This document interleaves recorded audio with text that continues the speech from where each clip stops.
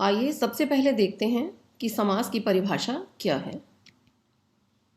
परस्पर संबंध रखने वाले दो या दो से अधिक शब्दों के मेल को समास कहते हैं।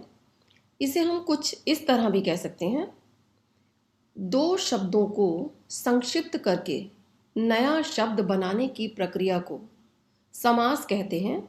जैसे उदाहरण देखते हैं, जेब जमा घड़ी बराबर है जेब घड़ी। और इस प्रकार बने शब्द को समस्त पद कहते हैं। जेब और घड़ी दोनों को मिलाकर जो शब्द बना जेब घड़ी, उसे हम समस्त पद कहेंगे। समस्त पद के पहले शब्द को पूर्व पद तथा दूसरे पद को उत्तर पद कहते हैं। आइए उदाहरण देखते हैं। समस्त पद है डाकघर, इसका पूर्व पद होगा डाक, उत्तर पद होगा घर और इसका समास विग्रह होगा डाक का घर। समस्त पद के शब्दों को अलग करना और अलग करते हुए उनका संबंध स्पष्ट करना समास विग्रह कहलाता है। विग्रह का अर्थ ही यह है अलग करना। तो समस्त पद में दो शब्द होते हैं, उन दोनों शब्दों को अलग करने की जो प्रक्रिया है, जब वो अलग हो जाते हैं तो उसे समास विग्रह कहते हैं। उदाहरण देखते हैं। समस्त पद है तुलसीकृत, इसमें पूर्व पद होगा तुलसी और उत्तर पद होगा कृत। इसका समास विग्रह होगा तुलसी द्वारा कृत। आइए एक और उदाहरण देखते हैं। समस्त पद है कमल नयन, इसमें पूर्व पद है कमल और उत्तर पद है नयन। इसका समास विग्रह होगा कमल जैसे नयन। आइए अब देखते हैं कि समास कितने प्रकार के हैं। समास के 6 भेद हैं। पहला तत्पुरुष समास, दूसरा द्वंद्व समास, तीसरा द्विगु समास, चौथा कर्मधारय समास, पांचवा बहुव्रीहि समास, छठा और अंतिम अव्ययी भाव समास। तो सबसे पहले हम देखते हैं तत्पुरुष समास किसे कहते हैं। इस समास में दूसरा पद प्रधान होता है। आप पहले ही पढ़ चुके हैं कि समस्त पद में दो पद होते हैं, पूर्व पद और उत्तर पद। दूसरा पद का अर्थ है उत्तर पद। इस समास में उत्तर पद प्रधान होता है। इस समास में समस्त पद का विग्रह करते समय पूर्व पद और उत्तर पद के बीच कारक चिन्ह लगा दिया जाता है और समस्त पद बनाते समय दोनों शब्दों के बीच आने वाले कारक चिन्हों का लोप हो जाता है। लोप हो जाता है अर्थात उन कारक चिन्हों को हटा दिया जाता है। आइए उदाहरण देखते हैं। जन्म रोगी, जन्म से रोगी। जन्म रोगी समस्त पद है। अब इसका विग्रह करते हुए हम ऊपर पढ़ चुके हैं कि पूर्व पद और उत्तर पद के बीच कारक चिन्ह लगा दिया जाता है। जन्म पूर्व पद है और रोगी उत्तर पद है, इन दोनों के बीच कारक चिन्ह लगा दिया गया है। स्वर्ग को प्राप्त। अब पूर्व पद है स्वर्ग, उत्तर पद है प्राप्त, इन दोनों के बीच कारक चिन्ह लगा हुआ है। जब इसका समस्त पद बनाएंगे तो कारक चिन्ह का लोप हो जाएगा। लोप हो जाएगा अर्थात कारक चिन्ह को हटा दिया जाएगा। इसका समस्त पद बनेगा स्वर्ग प्राप्त। इसी प्रकार समस्त पद है डाक गाड़ी। इसका विग्रह करते हुए पूर्व पद और उत्तर पद, पूर्व पद डाक और उत्तर पद गाड़ी के बीच कारक चिन्ह लगा दिया जाएगा, तब इसका समास विग्रह होगा डाक के लिए गाड़ी। इसी प्रकार देश का वासी, देशवासी, यहाँ पर कारक चिन्ह का लोप कर दिया गया है और इसका समस्त पद बन गया है देशवासी। आप बीती, आप पर बीती, आप पूर्व पद है, बीती उत्तर पद है, इन दोनों के बीच कारक चिन्ह लगा दिया गया है। दूसरा समास है द्वंद्व समास। द्वंद्व समास की पहचान है कि इसके समस्त पद के पूर्व पद और उत्तर पद के बीच योजक चिन्ह लगा होता है। योजक चिन्ह इसकी पहचान है। इसमें दोनों पद समान होते हैं, दोनों ही पद प्रधान होते हैं। क्योंकि दोनों पद समान होते हैं इसलिए दोनों ही पद प्रधान होते हैं। इसमें समस्त पद का विग्रह करते समय पूर्व पद और उत्तर पद के बीच या, और, तथा, अथवा जैसे योजक शब्द लगा दिए जाते हैं और समस्त पद बनाते समय दो शब्दों को मिलाने वाले योजकों का लोप हो जाता है। लोप अर्थात उन्हें हटा दिया जाता है। आइए उदाहरण देखते हैं। माता पिता, यह समस्त पद है, इसमें योजक चिन्ह लगा हुआ है और इसका विग्रह करते हुए इस योजक चिन्ह को हटाकर योजक शब्द लगा दिया गया है, माता और पिता। इसी प्रकार रात और दिन, रात पूर्व पद है, दिन उत्तर पद है, दोनों के बीच योजक शब्द लगा हुआ है।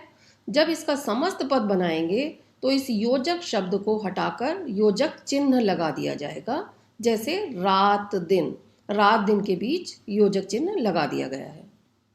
इसी प्रकार ठंडा गरम, अब इसमें भी ये समस्त पद है और इसमें इसका विग्रह करते हुए योजक चिन्ह को हटाकर योजक शब्द लगा दिया जाएगा, ठंडा और गरम। इसी प्रकार दाल और चावल, दाल चावल।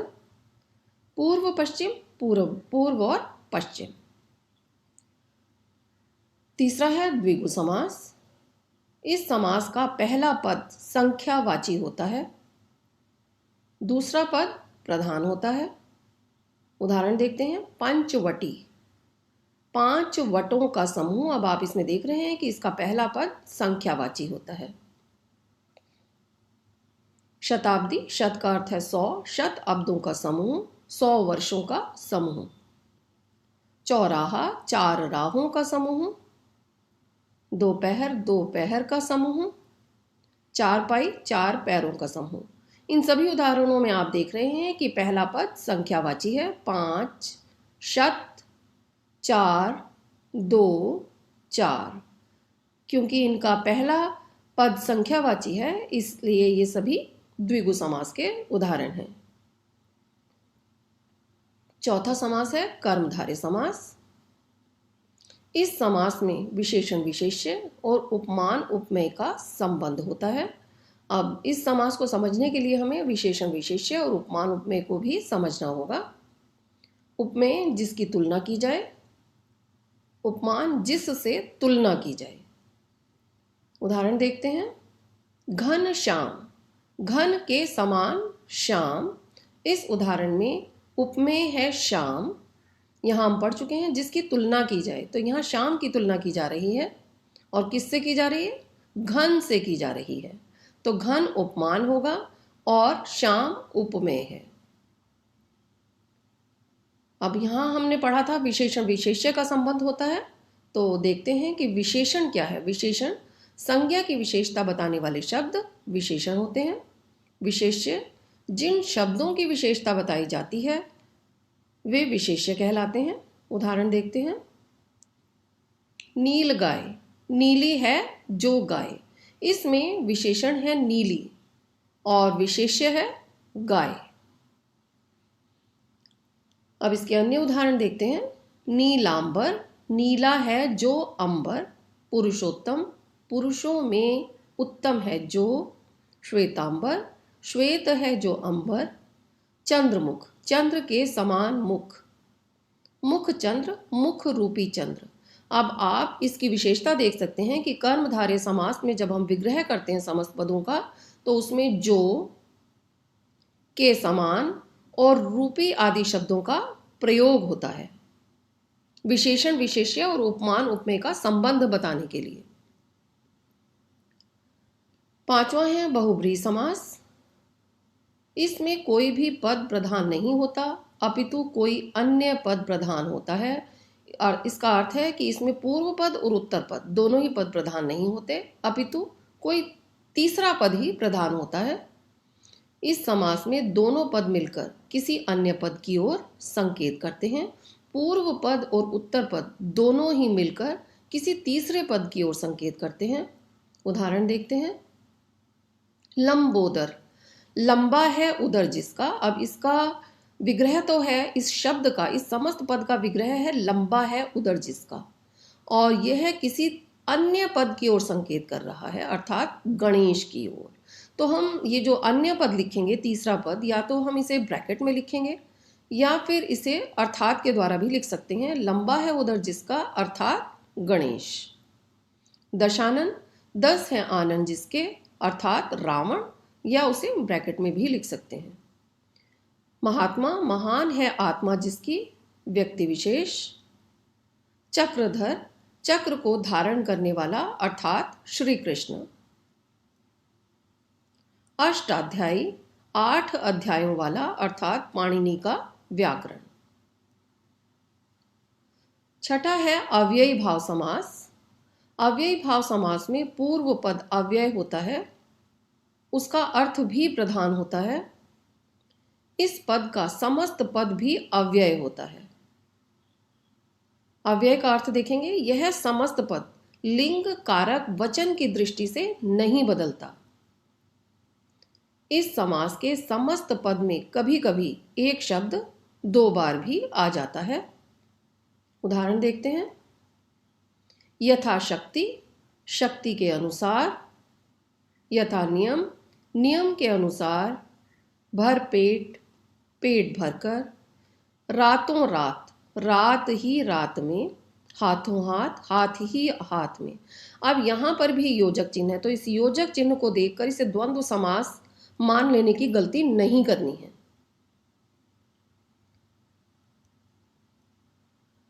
द्विगु समास और बहुब्रीहि समास में अंतर। कभी कभी एक ही शब्द, एक ही समस्त पद द्विगु समास भी हो सकता है उसमें, और उसमें बहुब्रीहि समास भी हो सकता है, तो इसमें अंतर समझना बहुत जरूरी है। द्विगु समास, इसका पहला पद संख्यावाची होता है, यह हम पहले पढ़ चुके हैं। बहुब्रीहि समास, इसके दोनों पद मिलकर किसी विशेष पद की ओर संकेत करते हैं। अब इसका उदाहरण देखते हैं। चतुर्भुज, चतुर्भुज में द्विगु समास भी है और बहुब्रीहि समास भी है। इसका अगर द्विगु समास के अनुसार इसका विग्रह करेंगे तो विग्रह होगा 4 भुजाओं का समूह, और अगर बहुब्रीहि समास के अनुसार विग्रह करेंगे तो होगा 4 भुजाएं हैं जिसकी, अर्थात विष्णु। तो प्रश्न पत्र में जब इस प्रकार के शब्द आए तो उनका समास विग्रह और समास का नाम बहुत ध्यान पूर्वक लिखना है। अगर हम लिखते हैं 4 भुजाएं हैं जिसकी, अर्थात विष्णु, और समास का नाम लिख देते हैं द्विगु, तो यह गलत होगा और इसमें हमें 0 अंक मिलेंगे। दूसरा उदाहरण है त्रिनेत्र, 3 नेत्रों का समूह, द्विगु समास। 3 नेत्र हैं जिसके, अर्थात शिव, बहुब्रीहि समास। अष्टाध्यायी, 8 अध्यायों का समूह, द्विगु समास। 8 अध्याय हैं जिसके, अर्थात पाणिनि का व्याकरण, बहुब्रीहि समास। ध्यान रखने योग्य बात यह है कि द्विगु समास में हम समूह शब्द का इस्तेमाल कर रहे हैं, और साथ ही यह इसका पहला पद अर्थात पूर्व पद जो है वह संख्यावाची होगा। और बहुब्रीहि समास में ध्यान देने योग्य बात यह है कि इसमें पूर्व पद और उत्तर पद जो हैं वो दोनों मिलकर किसी तीसरे पद की ओर संकेत कर रहे हैं। इसी प्रकार कर्मधारय और बहुब्रीहि समास में भी अंतर हमें देखना होगा। कर्मधारय समास में दोनों पदों में विशेषण विशेष्य या उपमान उपमेय का संबंध होता है। बहुब्रीहि समास, इसके दोनों पद मिलकर किसी विशेष पद की ओर संकेत करते हैं। अब इसके उदाहरण देखते हैं। पीतांबर, यह समस्त पद जो है इसमें कर्मधारय समास भी है और इसमें बहुब्रीहि समास भी है। अगर हम इसका कर्मधारय समास के अनुसार इसका विग्रह करेंगे तो विग्रह होगा पीत है जो अंबर, और बहुब्रीहि समास के अनुसार इसका विग्रह करेंगे तो पीत है अंबर जिनके, अर्थात श्री कृष्ण। इसी प्रकार नीलकंठ, नीला है जो कंठ, कर्मधारय समास है इसमें। नीला है कंठ जिसका, अर्थात शिव, बहुब्रीहि समास। घनश्याम, घन के समान श्याम, कर्मधारय समास। घन के समान श्याम है जो, अर्थात श्री कृष्ण, बहुब्रीहि समास।